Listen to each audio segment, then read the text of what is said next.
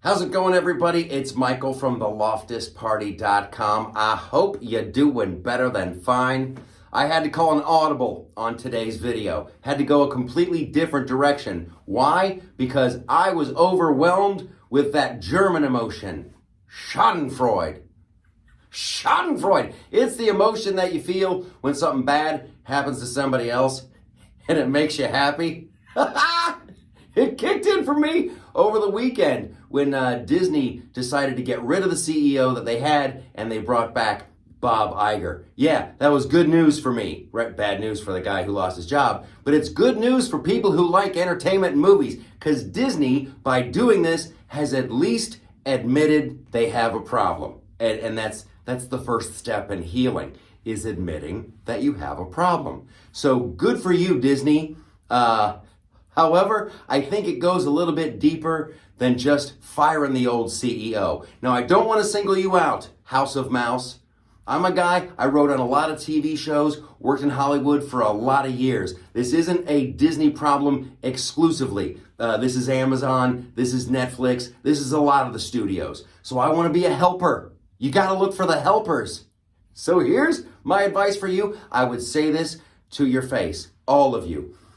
You need to fire a lot of people, because they don't know what they're doing. You live in a bubble. They think they know more than the audience, and you're churning out garbage that no one likes.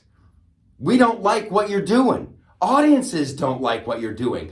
Your movies now are like gas station sushi. Nobody really wants it until they're almost starving. And then even then, when you eat it, you're like, oh, what's going to happen now? That's how we feel about what you're doing. Fire a bunch of people. That's the solution. I have a little list here, and this goes across the board.